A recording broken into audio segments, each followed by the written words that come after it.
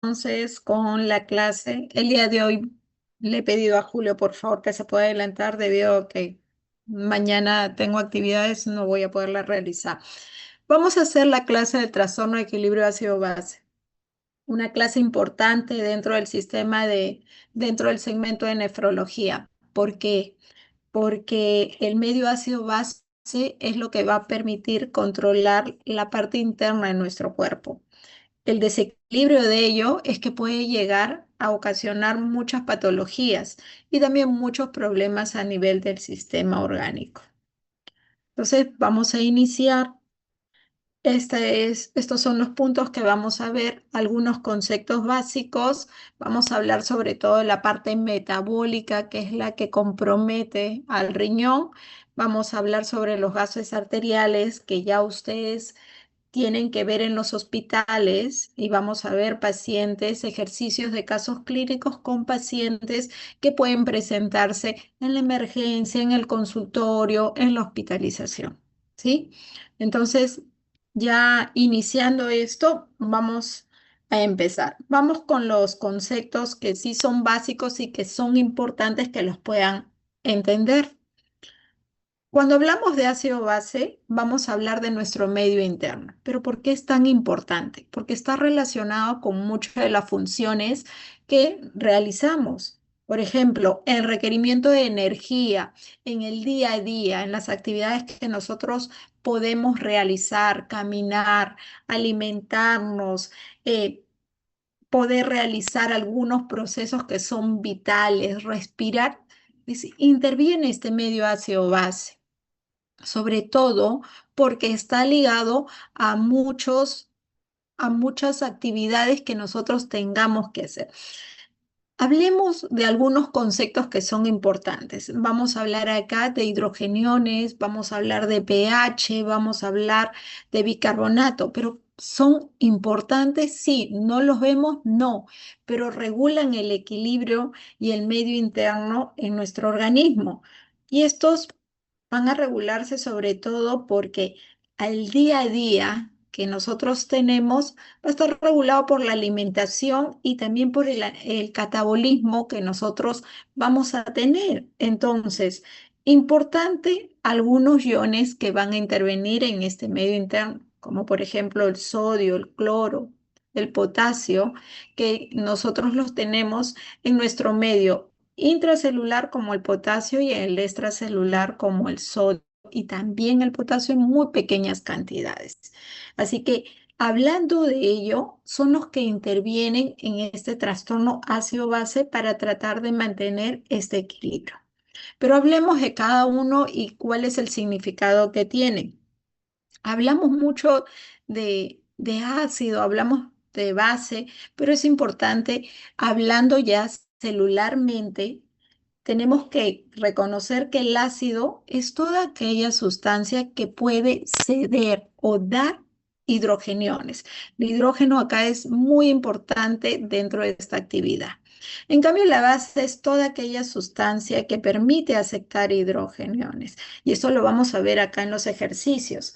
En cambio, hablar ya de acidemia y alcalemia va a ser hablar de un estado en donde vamos a tener que hay un aumento en la concentración de hidrogeniones y en la alcalemia una disminución de hidrogeniones. Estos hidrogeniones se van a ir formando a nivel celular, pero para mantener un equilibrio vamos a ver que este estado, tanto el ácido como como la base, tienen que estar regulados. Una disociación, aumentamos más una acidosis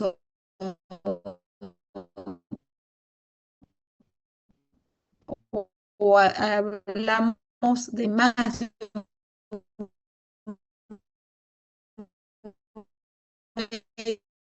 medio alcalde, una suma de restas de algo que van a intervenir sobre tu estado acidótico, pero específicamente en la acidosis metabólica, ¿sí? Al hablar de pH vamos a hablar de una secuencia logarítmica, pero esta secuencia logarítmica secuencialmente, orgánicamente, que tiene que ver si mantiene el equilibrio celular en nuestro organismo. Hablando ya desde el punto fisiológico, porque es donde actúan, vamos a hablar de que esto actúa a nivel celular y a nivel de nuestro medio interno. Principalmente, dos órganos que intervienen en este medio interno es el pulmón y es el riñón. Vamos a hablar, ya hemos dicho que el ácido es una sustancia que va a ceder hidrogeniones. Por ejemplo, el ácido clorhídrico. Vamos a hablar también de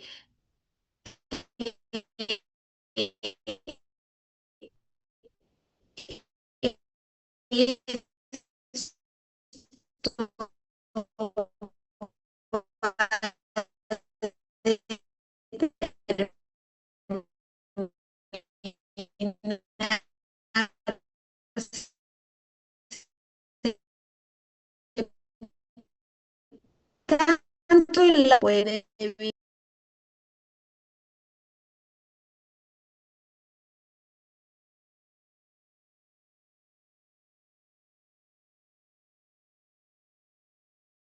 organismo. ¿Y qué tiene que ver esto?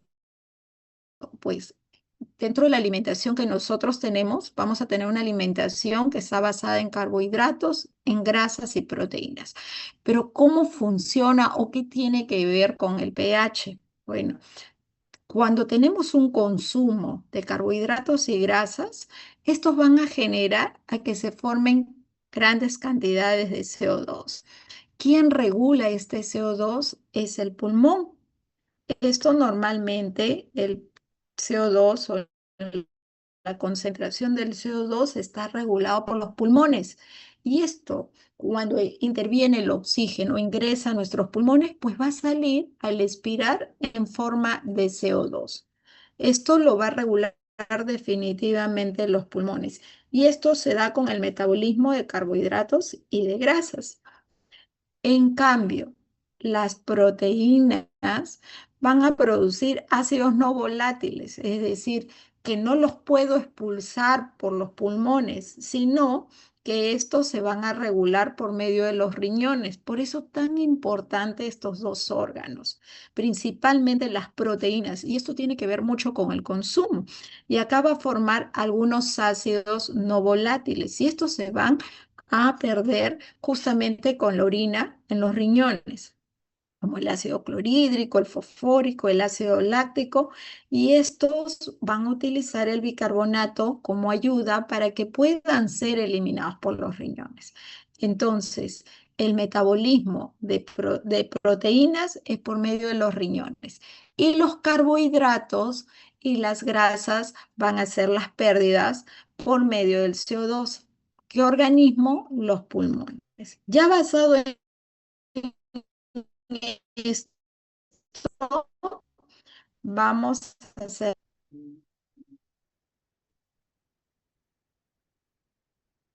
no sé si pueden ver las preguntas, chicos.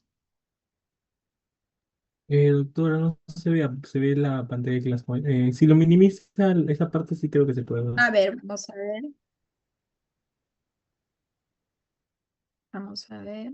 Ahora sí, ¿qué produce el metabolismo de las proteínas? Yo quiero saber que me respondan cuál de los, ¿qué es lo que produce?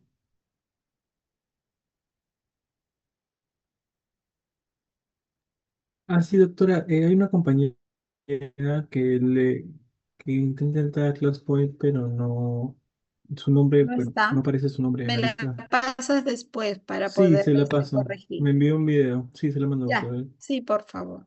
Los que tienen alguna dificultad les he pedido a Julio que por favor me los pueda pasar.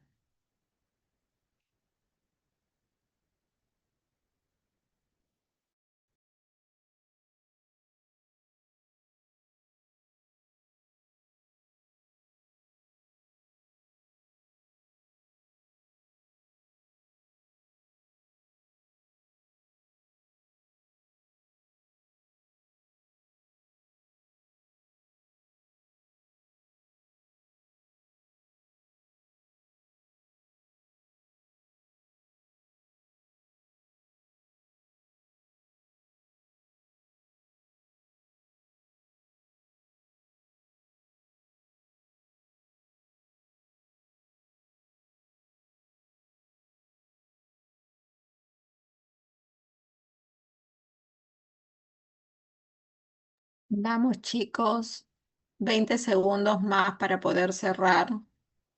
Veo que hay 103 y solamente han contestado 86.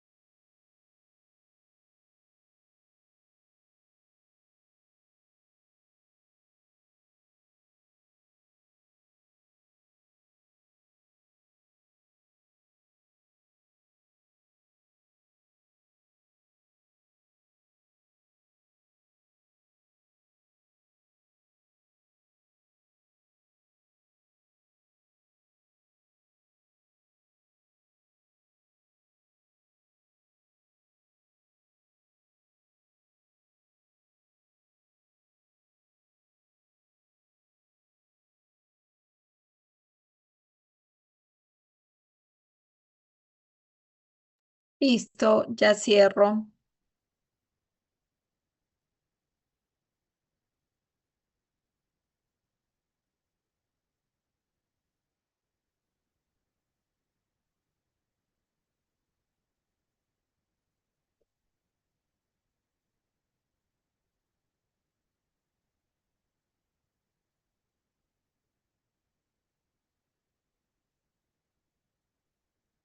Listo.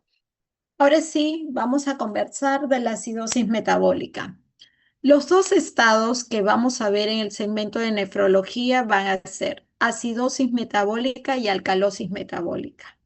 Ya la acidosis respiratoria y la alcalosis respiratoria lo han visto en el segmento de respiratorio. Estos dos tienen que ver con el riñón. ¿Qué cosa es la acidosis metabólica? Para empezar, son trastornos. Ambos son trastornos. Y acá vamos a manejar el tema de bicarbonato. Estos trastornos, ¿por qué se caracterizan en una acidosis? Es muy sencillo. Se caracteriza porque vamos a tener disminuido la concentración de bicarbonato. En un estado donde el bicarbonato puede estar, mientras más alto esté, el estado va a ser más alcalótico. Y mientras el bicarbonato esté más bajo, va a ser más acidótico. Entonces, si hablamos de acidosis metabólica, vamos a hablar de que es un trastorno donde hay disminución del bicarbonato, ¿sí? Puede haber disminución del PCO2. El CO2, mientras más alto esté, es más acidótico. Entonces, para que haya una acidosis metabólica, yo tengo que tener un bicarbonato bajo y un CO2 bajo. El CO2 es ácido, pero esa acidez la va a tener, como hemos dicho, se va a eliminar por los pulmones. Me va a hablar de una acidosis respiratoria. Entonces, una acidosis metabólica es, primero, disminución de bicarbonato y segundo, disminución del CO2. ¿Y cómo lo tenemos o en qué pacientes los vemos? Por hiperventilación. Aquel paciente que, por ejemplo, tiene una noticia y lo altera y empieza a hiperventilar. ¿Qué es hiperventilar? Empieza a respirar más rápido. Entonces, como respira más rápido, es una respiración rápida y superficial, va a eliminar mayor cantidad de CO2 al punto que el paciente inclusive se puede desvanecer. Al hiperventilar y eliminar el CO2 va a bajar el pH. Entonces, vamos a tener que en la acidosis metabólica principalmente puede estar estimulada por una hiperventilación, una respiración rápida. Pero ¿qué puede ocurrir en estos pacientes? Clínicamente, ¿qué puedo ver? El paciente al estar agitado, al estar taquicárdico, puede estar taquicárdico de tanta hiperventilación, puede llegar en los casos más severos a tener un edema pulmonar, puede hacer arritmias cuando esa hiperventilación es muy prolongada, puede llegar a un estado de conciencia severa como coma. Bueno, lo más leve que puede hacer es una respiración rápida. Para que pueda pasar este efecto, simplemente tenemos que calmar al paciente y que deje de hiperventilar. Muchas veces en los pacientes, ¿qué hacemos? Le damos una bolsa de papel, no bolsa de plástico, porque si no el paciente se asfixia. Una bolsa de papel, ¿para qué? Para que el paciente con la respiración que tiene, con esa hiperventilación, pues todo ese CO2 que lo está expulsando recircule y regrese hacia el organismo, ¿no? Eso lo vemos mucho en algunos pacientes que son ansiosos o ansiosas. Cuando vienen hiperventilando, les damos una bolsita de papel, las dejamos por unos minutos, que se siente, se tranquilice y nuevamente pueda recircular ese CO2 ingresando nuevamente al pulmón para que el paciente no se desvanezca. Hablemos sobre la acidosis metabólica. No se puede hablar de acidosis metabólica si no hablo de un anión GAT. Hemos hablado que el anión GAT es la suma y resta de algunos electrolitos. Su fórmula es sodio menos cloro más bicarbonato. ¿Cuáles son los valores? Entre 8 y 12. Y vamos a tener dos tipos de acidosis metabólica. Una acidosis metabólica con anión GAT elevado y una acidosis metabólica con anión GAT normal.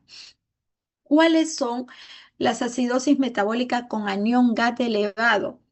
Las que se producen porque hay mayor producción de ácido endógeno. ¿Quiénes? Pacientes con cetoacidosis diabética, una diabetes que está descompensada, paciente que no toma tratamiento, paciente que dejó el tratamiento o paciente que consume mucho dulce y toma de manera irregular el tratamiento, hace cetoacidosis diabética.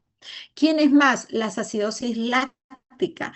Y dentro de las acidosis láctica tenemos dos tipos de acidosis láctica para acordarnos un poco de fisiopato.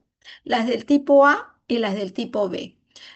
Las del tipo A afecta los estados de hipoperfusión. ¿Quiénes? Los shock. El shock hipovolémico, el shock distributivo, el shock obstructivo. Todos estos tipos de shock me pueden dar hiperlactacidemia. Los de tipo B, en cambio, no va a afectar el metabolismo del lactato. ¿A quienes tenemos caminando por la calle con el tipo B? Los cirróticos. Ellos tienen hiperlactacidemia, por ejemplo. Es una hiperlactacidemia leve que puede el paciente manejar. Ahora, los otros tipos son los que forman, así como hay producción de ácido endógeno a nivel celular, también tenemos los que forman los ácidos exógenos. Por ejemplo, la ingesta de metanol. El metanol es una sustancia que es de uso básicamente para pinturas, que es industrial, pero sucede que algunas personas lo llegan a consumir porque es muy parecido al etanol, al alcohol. ¿Cuál es el antídoto del metanol? Porque cuando un paciente ingiere metanol, que sabe mucho al alcohol, puede dejarle daño renal severo. Antiguamente, hace 2 años, teníamos mucho en las noticias pacientes que empezaron a tomar etanol, que lo venden un sol, es cuando aquella persona que es alcohólica no tiene más que tomar. Le venden el metanol a un sol que no es de uso tributario para el consumo humano. Los daños que ocasiona es daño renal severo. A las pocas horas el paciente empieza a hacer un daño renal agudo rápido. Inclusive el paciente deja de orinar, le ocasiona ceguera. El antídoto es el etanol. ¿Cuál es el etanol? Es el alcohol, el whisky. Tenemos que pasarle whisky, hacerle gastroclisis y pasarle para tratar de poder ayudar. Eso es en los casos leves. En los casos severos llega un paciente que ya no orina, que tiene que entrar a diálisis porque si no tiene una muerte. Su destino es muerte. Por eso es que el metanol es usado en algunos pacientes con alcoholismo crónico, pero en realidad el consumo no es para el ser humano. Hemos tenido pacientes con los que llegaron a salvarse con diálisis crónica y los que no, pues lamentablemente llegaron a la muerte. El etilglicol, anticongelante, y esto tenemos que tener cuidado con algunos niños que piensan que son unas bolitas, se las pasan y en realidad puede producirle una acidosis severa. El consumo de aspirina, no una, dos, hablamos de muchas cantidades de consumo del ácido acetil salicílico. La incapacidad para excretar ácido, aquellas personas, por ejemplo, renales crónicas que no orinan, que no pueden eliminar las sustancias de desecho, que es una de las funciones que tiene el riñón. Como les decía, acá la acidosis metabólica es de dos tipos, las que tienen anión GAT elevado y las que tienen anión GAT normal, pero con cloro aumentado. La acidosis metabólica con anión GAT elevado es cloro normal y esta que es normal, el cloro es elevado. ¿Quiénes tenemos? Aquellas que pierden bicarbonato. ¿Cómo lo perdemos? Puede ser por medio de diarreas, fístulas, pancreatitis, vómitos que pueden tener el paciente, un síndrome intestino corto que esté constantemente con deposiciones líquidas. Podemos eliminarlo por los riñones. Acá hablamos sobre todo de la acidosis tubular renal o las insuficiencias renales estadio 1, estadio 2 podemos tener. O sea, aquel paciente que puede llegar con diarrea, podemos tenerlo con un anión GAT normal. Eso es importante. O los estadios iniciales. ¿Qué hacemos nosotros cuando tenemos un paciente que tiene una acidosis metabólica? La acidosis metabólica es el nombre, el apellido es anión GAT. No puede haber una persona que no tenga apellido. Entonces, dentro de todos los disturbios, la acidosis metabólica es la única que tiene o se maneja con anión GAT. El resto, alcalosis metabólica, acidosis respiratoria, no tiene anión GAT. Recuerden, la acidosis metabólica es la única con anión GAT. Y tenemos de dos tipos. Acá un pequeño cuadrito que los va a ayudar a recordar. La normoclorémica que tiene cetoacidosis, acidosis, insuficiencia renal y tóxicos. Y la anión GAT normal, es decir, entre 8 y 12, pero con el cloro elevado. A quienes tenemos acá, sobre todo, tenemos aquel que tiene daño renal, ¿no? La acidosis tubular renal de tipo 4, los que tienen hipocalemia, pero vamos valorando también el daño a nivel renal. Ahora pasamos al otro estado. Ya vimos el estado ácido. Ahora hablemos de la alcalosis metabólica. Y acá tiene que ver igual el bicarbonato y el PCO2. En la alcalosis metabólica se caracteriza porque aumenta el bicarbonato, pero no solamente aumenta el bicarbonato para tratar de mantener el equilibrio, también aumenta el PCO2. Así mantienen un equilibrio riñón-pulmón. ¿Esto por qué ocurre? Si la acidosis ocurría por una hiperventilación, acá hay una hipoventilación compensatoria, ¿no? ¿Y qué va a hacer? Que este pH aumente. El pH, mientras más alto sea, más alcalótico es. El pH, mientras más bajo sea, más acidótico es.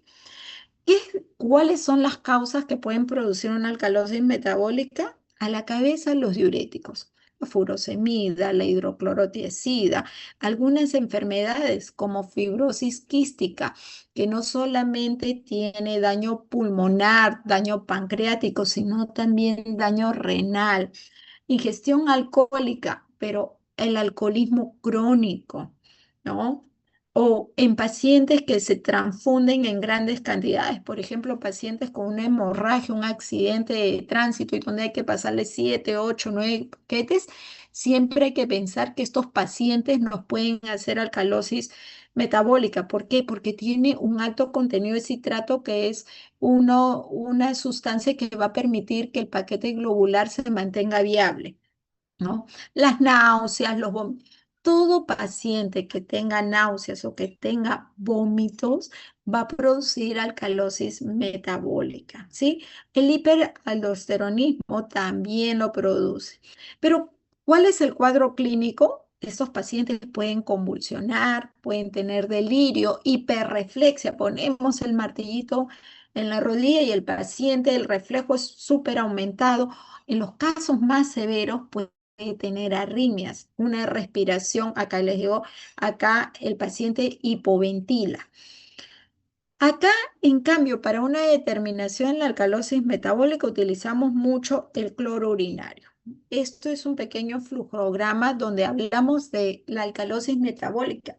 En la alcalosis metabólica interviene mucho el cloro en la orina. ¿Y por qué? Y vamos a ver también el tema de la presión.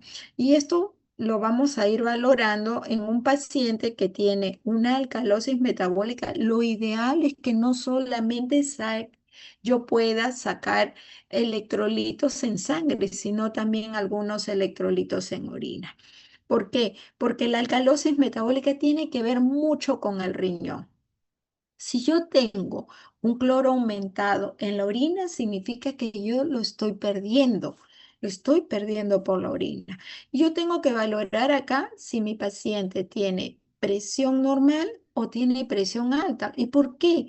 Porque esto se valora con la aldosterona. Los pacientes que tienen alcalosis metabólica tienen cloro aumentado en la orina y tienen hipertensión, es porque yo tengo que valorar cómo está trabajando su aldosterona, ¿no? Si una aldosterona está normal, yo puedo pensar, ay, ese paciente está consumiendo, y siempre es importante la historia. El paciente me viene con una historia de consumo continuo de corticoides, que puede ser una enfermedad inmunológica o puede ser el consumo iatrogénico, porque ahora hay muchos pacientes a los cuales les dan corticoides y antihistamínicos para mejorar un proceso gripal y el paciente le hizo bien, hacen un Cushing exógeno. Y esto es lo que puede ocurrir a un paciente. Le sacamos un AGA y tiene una alcalosis metabólica. Eso ocurre en los pacientes que tienen aldosterona normal. Pero cuando ya tenemos una hipertensión con una alteración, no solo de la aldosterona, sino de la renina, vamos a ver dos cosas principales. Un hiperaldosteronismo primario o un paciente que tiene una hipertensión persistente y maligna, y acá que está alterado la aldosterona. O vemos un paciente que tiene normotensión, pacientes que tienen, por ejemplo, una hipocalemia persistente, llega a ser grave, el calcio aumentado también puede producir una alcalosis metabólica, y en los que la pérdida de orina, del cloro en la orina es bajo, vamos a tener de dos tipos sobre todo. Quiere decir que el cloro no se está perdiendo por el riñón. Y vamos a tener de dos tipos, el extrarrenal y el renal. El extrarrenal, pacientes que tienen vómitos, que es lo que más frecuente vemos. Pacientes que le cayó, tuvieron mal, una dispepsia y empezaron a vomitar. Pacientes con pancreatitis que vienen con náuseas y vómitos frecuentes. La causa, ellos van a tener, le sacamos un AGA y tienen una alcalosis metabólica. Su causa de ellos es de que tienen una pérdida de cloro en orina baja, normal, pero van perdiendo estos electrolitos y hay pérdida de ácido con estos vómitos. O pueden venir un paciente con una historia, doctora, yo vengo porque sabe que me siento mal. Me han cambiado mi tratamiento para la hipertensión y me han dado furosemida porque a veces me sube tanto y el doctor me ha dicho que tengo que bajar un poco de volumen en mi corazón. La precarga dan un cachito de furosemida y estos pacientes los vemos con alcalosis metabólica. Algunos pacientes que no es muy común, pero sí, no es en el 100% de pacientes, pero el uso de penicilina también puede reportar alcalosis metabólica. Entonces, este es un flujograma bonito como cuando tengan sus pacientes y puedan ir pensando. Muy bien, entonces ya hemos hablado que es un ácido, base, un estado de acidemia, una concentración. Entonces, dentro de estas sesiones, aquí importante, y esto desde fisiología, fisiopatología, el estado, este es un mapa del ácido de Du Bois que me indica un punto de corte que trabaja con mi pH en la sangre arterial, donde mi punto de corte es 740. Y esto ya nos va avisando los valores que es importante que ustedes se aprendan, porque ustedes van a tener un AGA y es importante que lo aprendan a interpretar, donde todo lo que está a la izquierda, es decir, todo lo que es por debajo de 7.4, los valores normales es entre 7.35 a 7.45. Por debajo de estos valores, todo es ácido. Por encima de 7.45, todo es alcalótico. Entonces, Este es un mapa representativo de cómo se comporta el pH en la sangre arterial y cuáles son los disturbios que nos dan. Y acá nosotros vamos viendo a la izquierda en la acidosis metabólica, sobre todo cómo está el pH, cómo está el PCO2 y cómo está el bicarbonato. Por ejemplo, solamente voy a hablar de la acidosis y la alcalosis metabólica. En la acidosis metabólica yo he dicho que el pH mientras más bajo sea, está ácido. Efectivamente, aquí el pH está bajo. El PCO2, mientras más alto sea, hay más acidosis respiratoria. Yo no estoy hablando de la acidosis respiratoria, yo estoy hablando de la acidosis metabólica. En la acidosis metabólica, esta está baja. En cambio, lo que me define a mí en la parte metabólica es el bicarbonato. Si este está bajo, es una acidosis metabólica. En cambio, en la alcalosis metabólica, todo va hacia arriba. Si se dan cuenta las flechitas, en la acidosis metabólica, los tres componentes, pH, PCO2 y bicarbonato, está abajo. Y en la alcalosis metabólica, las tres flechitas están hacia arriba, el pH, el PCO2 y el bicarbonato. Entonces, el pH está alto, el bicarbonato está elevado y el PCO2 está elevado. ¿Con qué finalidad? Para regular o tratar de equilibrar. Pero el bicarbonato es mucho más alto. El PCO2 puede estar normal también, pero el bicarbonato es mucho más alto. Entonces, las respuestas compensatorias, y esto sí es importante. Si su alteración primaria en un paciente, y siempre es primero escuchar al paciente, en una acidosis metabólica, un paciente que viene por diarreas persistentes hace un estado de acidosis metabólica. ¿Cuál es la respuesta compensatoria? Si mi riñón es el que está mal, el pulmón es el Superman y es el que sale a compensar. Entonces, la respuesta en esa acidosis metabólica debe ser el pulmón. ¿Cuál es? La alcalosis respiratoria. ¿Y en qué tiempo se va a demorar para tratar de equilibrar o mejorar este estado de diarrea que tiene el paciente? Entre 12 a 24 horas. En cambio, un paciente que viene hiperventilando, tuvo problemas con su pareja y viene hiperventilando, un estado de alcalosis metabólica, la respuesta compensatoria que tiene que dar el pulmón es una acidosis respiratoria. ¿Qué quiere decir? Aumentar el CO2 para que se mantenga un equilibrio, pero el tiempo de respuesta acá es irregular. Puede ser a la media hora, a la hora, si el paciente persiste, puede ser más horas, puede ser días, no es algo pegado a la regla, es irregular dependiendo en qué momento abordemos al paciente. Muy bien. Estas son las fórmulas de compensación que vamos a utilizar en nuestros ejercicios que vamos a hacer. Voy a trabajar con la de acidosis metabólica y las alcalosis metabólica. Estas son las fórmulas de Winter, las fórmulas de compensación de Winter para saber si tengo un estado que está alterado o tal vez tengo un trastorno mixto. Muy bien, les presento al AGA y sus diferentes partes. Al lado izquierdo vamos a tener tres valores principales o los tres valores importantes que yo veo en un paciente. Primero, el pH para valorar el estado ácido básico. El PCO2, que es la presión del CO2, sobre todo a nivel tanto arterial como pulmonar. Y más abajito tengo la presión de oxígeno, que es lo que permite que valoremos cómo está oxigenando el paciente, ¿no? Los valores de oximetría, los valores de electrolitos, los valores de metabolitos, glucosa, lactato, que ahí vamos a ver. Es el examen más fantástico que hay. ¿Por qué? Porque los arteria radial menos de 2 minutos y demora máximo 10 minutos en procesarlo y me va a dar diferentes valores. Me indica cómo está el estado de oxigenación, me habla de los electrolitos, me habla del estado ácido base del paciente, Me habla de su estado, de si está corregido o no por temperatura, me da metabolitos, me da lactatos. Es un examen muy completo que lo obtengo en pocos minutos. ¿Saben cuál es lo malo? Que solo su confiabilidad dura 2 horas. Es por eso que si ustedes dejan un AGA para tomar y se lo toman a las 11 de la noche y se pasa la visita a las 7 de la mañana, no me sirve el AGA. ¿Por qué? Porque pasaron las 2 horas, no me da efectividad ni confiabilidad.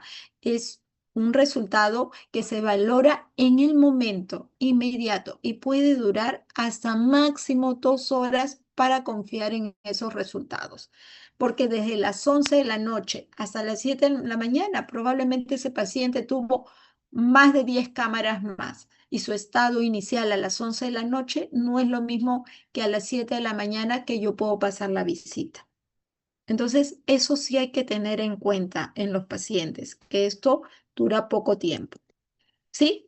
Los valores normales, pH 7,35 a 7,45. Si se dan cuenta, el PCO2 viene por ahí, 35, 45. El sodio es 135, 145. La presión y la saturación.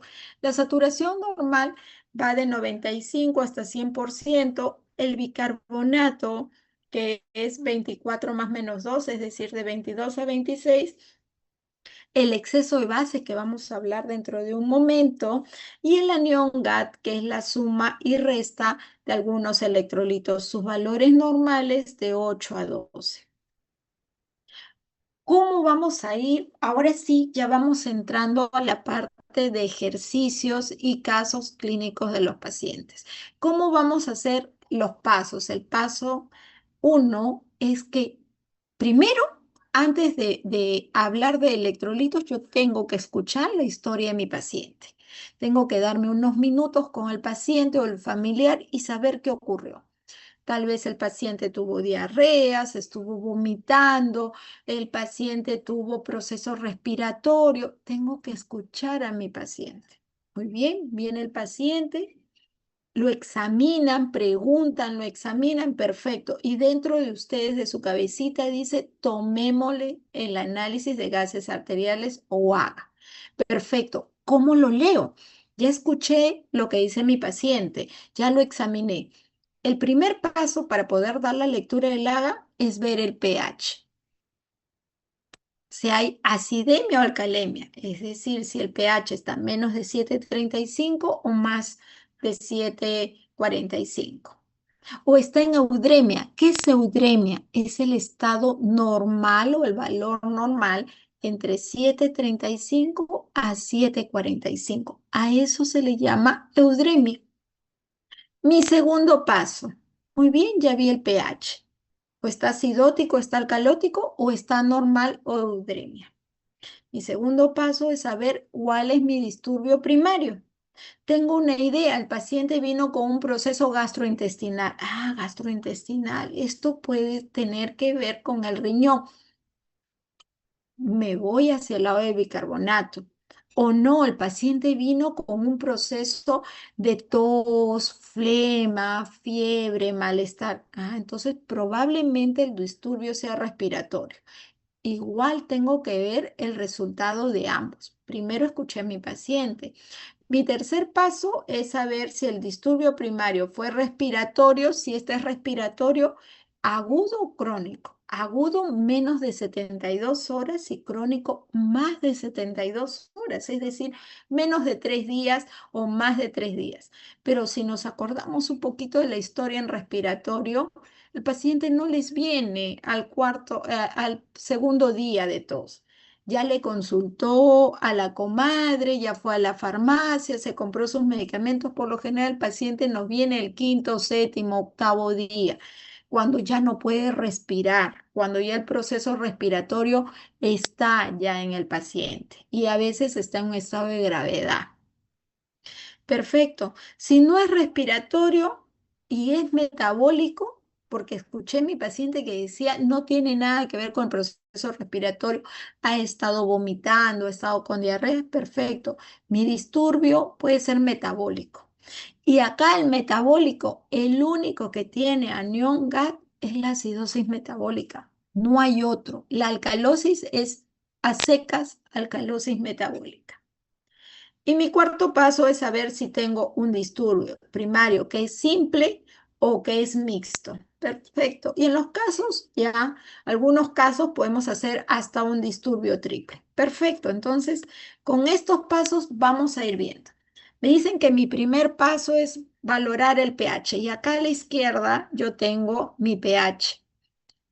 El facilito es menos de 7,35, es acidótico, que puede ser si el CO2 está alterado, acidosis respiratoria, y si el bicarbonato está alterado, está bajo, es una acidosis metabólica. Y el facilito, pH más de 7,45 es una alcalemia, que si el PCO2 está bajo, es una alcalosis respiratoria. Y si el bicarbonato está elevado, es una alcalosis metabólica. Aquí es donde muchas veces tienen el problema. Doctora, ¿qué sucede si yo tengo un paciente que tiene un pH normal? Cuando ustedes tienen un AGA, son importantes que valoren tres cosas. Para la lectura, ojo, solo el estado ácido básico, el pH, el PCO2 y el bicarbonato. Son tres cosas que van a ver. Si su pH está en valores normales de 7,35 a 7,45, está normal. Si su PCO2 está en 35,45, está normal. Y si su bicarbonato es 24 más menos 2, 22 a 26, significa que ese paciente no tiene alteración en el estado ácido-base. ¿Entendido? Pero doctora, ¿qué pasa si mi pH está normal, mi PCO2 está alterado, pero mi bicarbonato está bien? Y acá es donde ocurren los problemas. Acá es donde yo les digo, si los tres están bien, el estado ácido básico está normal, pero basta que uno esté alterado, ya sea el PCO2 o el bicarbonato, o ambos estén alterados con un pH normal, eso cambia. Es un trastorno que puede estar compensado por el pH y que acá el punto de corte es 7,40. De 7,35 a 7,40 es acidótico y de 7,41 a 7,50 es alcalótico. Entonces vamos valorando nosotros en estos pacientes que tienen eudemia. Es por eso que tienen que fijarse siempre en los tres valores. Yo lo que veo siempre en todos mis alumnos, inclusive en mis internos, es que se dedican y solo ven uno y el otro nunca ven el PCO2 si es acidosis metabólica. O si el daño es el PCO2, nunca me ven el bicarbonato. Entonces, no, acostúmbrense a ver los tres, ¿sí? Entonces, el primer paso ya lo vimos, el pH, acidótico, alcalótico o eudrémico. Perfecto. Mi segundo paso, ¿cuál es? Saber si el trastorno primario es metabólico respiratorio. Yo ya con lo que escuché en la anamnesis y con el examen físico me doy una idea. Si me dijo diarreas, esto puede ser un trastorno metabólico. O no, el paciente vino con un proceso respiratorio, entonces probablemente el trastorno sea respiratorio. Perfecto. Entonces, eso me va a ayudar a guiar. Pero en un papel que solo les doy el AGA, si yo les doy un AGA con un pH menos de 7,35 y veo los valores en el PCO2 y este está alterado, ¿no? Yo digo, esto es respiratorio y el bicarbonato dentro de lo normal y le escuché al paciente síntomas respiratorios, el proceso primario es respiratorio. Pero no, la paciente me dijo tenía diarrea, náuseas, vómitos y tengo el pH que está alterado y el bicarbonato está alterado, yo tengo que saber si es acidosis o alcalosis metabólica. Entonces, el trastorno primario es eso. ¿Por qué? Porque eso me va a ayudar a poder saber las fórmulas de compensación en el paciente. Perfecto, entonces ya me fijé, o es metabólico o es respiratorio. Debe coincidir mucho con lo que me dice el paciente. Es por eso que no solamente es ver una hoja, es también escuchar al paciente, ¿no? Y vamos a hablar del exceso de bases también con un ejercicio. Perfecto. Esto lo voy a pasar rápidamente porque es disturbio respiratorio y esto lo deben haber hecho en respiratorio. Así que esto lo paso. ¿Sí? Vamos a hablar acá si es agudo o crónico, esto lo paso. Aquí me detengo en lo que corresponde a la clase, el disturbio metabólico. Yo he dicho, ¿cuáles son las dos opciones que tengo? Alcalosis metabólica, vamos a ver este cuadro solamente en la parte superior, y la acidosis metabólica. La alcalosis metabólica es así, a secas, alcalosis metabólica. En cambio, la acidosis metabólica nunca puede ir separado de su apellido. Anión GAT aumentado o anión GAT normal. Nunca va separado de su apellido. Aquí a la izquierda la fórmula, ¿sí? De 8 a 12. Ahora, algo importante. También se va a hacer una corrección si vemos un paciente que tiene hipoalbuminemia. Y acá se tiene que hacer una corrección con el anión GAT. ¿Por qué? Por cada gramo que ha bajado la albúmina menos de 4 gramos, y esto lo podemos ver en algunos pacientes, por ejemplo, caquéticos, pero también podemos verlos con algunos pacientes que están en sepsis o infección, donde hay un consumo de la albúmina en estos procesos, ¿no? Tengo que corregir mi anión GAT cuando tengo hipoalbuminemia. ¿Y en quiénes? Sobre todo los que están bajos, menos de 4, yo ya tengo que hacer mi corrección porque aproximadamente mi anión GAT baja 2.5 mini equivalentes. Entonces eso sí es importante en pacientes caquéticos o en pacientes que tienen un consumo como los pacientes que están sépticos. Perfecto. Luego yo tengo que utilizar, yo he dicho acá, o tengo acidosis metabólica o tengo alcalosis metabólica. Y acá están mis fórmulas de Winter. Por ejemplo, para acidosis metabólica, yo tengo que utilizar la fórmula de compensación, que es la del PCO2 esperado. Y si yo tengo una alcalosis metabólica, yo tengo que ver el bicarbonato esperado. Entonces, vamos ya con ya dando estas pautas, vamos a ir avanzando con algunos ejercicios. Estas son las fórmulas que vamos a utilizar en los pacientes que vamos a hacer dos ejercicios. El de la acidosis metabólica y la alcalosis metabólica son las fórmulas de Winter para ver compensación. Perfecto. Entonces, el primer caso, vamos a conversar. Un paciente varón. Imagínense que ustedes están conmigo en emergencia. Viene un varón joven, 20 años, ingresa, lo trae su hermano desorientado, llega en una camilla, el hermano aturdido, preocupado, llega y se le enfoca al paciente, ¿no? Imagínense que ustedes están conmigo, entonces rápidamente preguntamos, porque cuando estamos en emergencia solo tenemos minutos para poder preguntar, y su hermano, algo confuso, algo preocupado, nos dice, traigo a mi hermano porque él es diabético tipo 1. Pero en estos días él estudia en la universidad, pero en estos días no se ha administrado su insulina. El diabético tipo 1 se administra insulina. No se ha administrado insulina durante estos 3 días.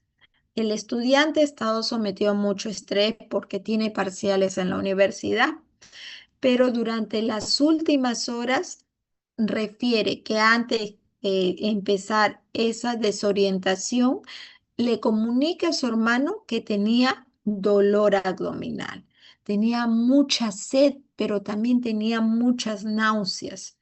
Y le dijo a su hermano que en los 2 últimos días orinaba mucho, en gran cantidad, una poliuria. En las funciones vitales con el cual ingresa el paciente es una presión en el límite baja, 95-60 milímetros por mercurio. una frecuencia respiratoria de 32 y una frecuencia cardíaca de 118. En el examen físico se le examina y lo que se encuentra, bueno, no hay un trauma porque lo encuentran desorientado, piensan que ha podido ser alguna contusión, no le encuentran, la temperatura es normal, pero lo que sí observan es que la piel está seca y las mucosas están secas, muy deshidratado. El paciente dice que tiene un aumento en la respiración en frecuencia y profundidad, es decir, está polineco. Tiene una respiración aumentada, 32 por minuto, polineco cuando la respiración es profunda.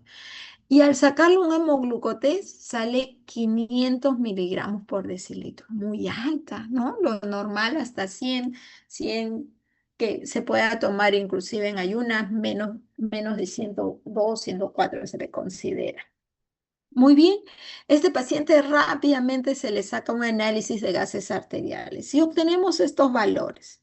Un pH en 7,24, un PCO2 en 24, un bicarbonato con 11,5.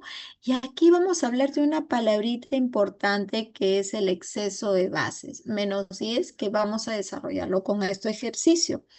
Un sodio en 142, un potasio en 2 y un cloro de 90, ¿no? Vamos a irlo analizando poco a poco y vamos a utilizar los pasos que les di para poder desarrollar. Muy bien, pero antes de eso vamos a ver los electrolitos. Yo les dije que el sodio normal es de 135 a 145. Está bien, está dentro de la normalidad. El potasio es de 3,5 a 5. Está bajo. Y el cloro en algunos textos lo consideran de 95 hasta 105. Acá también el cloro está bajo. Perfecto, entonces vamos a desarrollar. El primer paso es que yo tengo que valorar el pH. Y el pH menos de 7,35 hablamos de un estado. ¿Cuál? El estado de la acidemia. Henderson Hasselbalch, para poder mejorar esto, y ojo, esto lo estoy haciendo, no es que ustedes lo tengan que hacer, hace una ecuación para justamente demostrar con esta ecuación el pH, demostrar que estos pacientes pueden tener, coincide con el estado del pH, ¿no? Esta ecuación de Henderson-Hasselbalch, que es un logaritmo, nos dice que efectivamente yo reemplazando los valores del paciente, tengo que confirmar que el paciente esté en un estado ácido y haciendo acá, ojo, no es necesario que ustedes lo hagan en los ejercicios, este es solo una demostración, ¿no? Colocando todos los valores en esta ecuación, me sale un pH en 7,30. ¿Qué significa o qué me dice? Que efectivamente, si bien es cierto, no son los mismos valores, pero me dice que el paciente coincide con esta ecuación, que el paciente está en acidosis o en estado de acidemia, es decir, menos de 7,35, ¿no? Esto solo lo pongo como referencia no es necesario que coincida, pero sí es necesario que coincida con la acidemia. Entonces, el primer punto con el pH, acidemia. Perfecto. El segundo paso es interpretar, ¿no? Tanto el componente metabólico como el respiratorio. Entonces, los valores que yo tengo del paciente es que él tiene un PCO2 en 24 y tiene un bicarbonato en 11,5. Los que le decía hace un momento, muchas veces solo se fijan en uno y el otro se olvidaron. Entonces, si yo tengo un PCO2 en 24, me acuerdo de los valores que es de 35 a 45, el PCO2, mientras más alto sea, más acidótico respiratorio es. Y mientras más bajo sea, es decir, menos de 35, es alcalótico. ¿Alcalótico qué? Respiratorio. Tengo un bicarbonato en 11,5. Los valores son de 24 más menos 2, o sea, de 22 a 26. Uy, está bajo. Entonces hablamos de una acidosis metabólica. Perfecto. Ya tenemos entonces hasta ahora el segundo paso donde yo tengo una acidosis metabólica y tengo una alcalosis respiratoria. Me acuerdo, ya tengo una idea de un paciente que es diabético tipo 1, no ha usado su insulina, ha estado con mucho estrés, tiene una glucosa alta, entonces no hay un componente respiratorio. Si bien es cierto, me habla de una respiración profunda, yo puedo acordarme que una acidosis metabólica puedo tener una respiración acidótica. ¿Cuál es? La de Kussmaul. Entonces, no se dejen confundir porque esta respiración es propia de la acidosis metabólica. Perfecto. Entonces, mi tercer paso, me hablan de un exceso de base. ¿Qué cosa es el exceso de base? El exceso de base te indica a ti cuál es el trastorno primario. ¿Cómo así? El exceso de bases que hace un momento lo vimos en el AGA que les mostré, en las partes del AGA, hay una parte que dice exceso de base. Este exceso de bases me da algunos valores para saber si mi trastorno es primario o secundario. El paciente puede venir como este paciente con respiración rápida, es diabético. ¿Cuál será el trastorno primario? ¿Por esa respiración o por la diabetes que está descompensada? Muy bien. Si su valor en el exceso de base es de -2 hasta 2, el trastorno primario es respiratorio. Pero si sus valores salen desde -2 hasta el más infinito, el trastorno es metabólico. Y metabólico positivo es alcalosis metabólica. En cambio, si sus valores me salen desde -2 hasta el menos infinito, también el trastorno es metabólico, pero acá todo lo negativo es acidótico. Entonces, aquí me da que en este ejercicio yo tengo un exceso de bases de -10. Y -10, si yo lo pongo en mi regla, sale que es metabólico, pero es acidótico. Entonces, mi trastorno primario es una acidosis metabólica. Yo tengo dos trastornos acá, acidosis metabólica y alcalosis metabólica. Mi cuarto paso, yo les he dicho que la acidosis metabólica nunca, nunca, nunca está separada del anión GAT, que es lo que hago, la fórmula y simplemente reemplazo los valores. ¿Cuánto es el valor normal? De 8 a 12. ¿Cuánto me sale? 40,5. Entonces es una acidosis metabólica, anión GAT elevado, más una alcalosis respiratoria. Perfecto, hasta ahí tengo un trastorno aparentemente mixto. Para yo confirmar que efectivamente ese trastorno es mixto, tengo que utilizar la fórmula de Winter. ¿Cuál voy a usar? La que es de mi trastorno primario. ¿Cuál es mi trastorno primario? La acidosis metabólica. Entonces, tengo que colocar los valores. Tengo que hacer mi fórmula del PCO2 esperado del bicarbonato por 1,5 más 8 más -2. Entonces, resuelvo la operación, simplemente reemplazo. ¿Y cómo sale? Sale en valores que tienen el paciente. Como es más -2, me sale 25 el valor. Como es más -2 sería 23 y +2 sería 27. Quiere decir que este PCO2 esperado,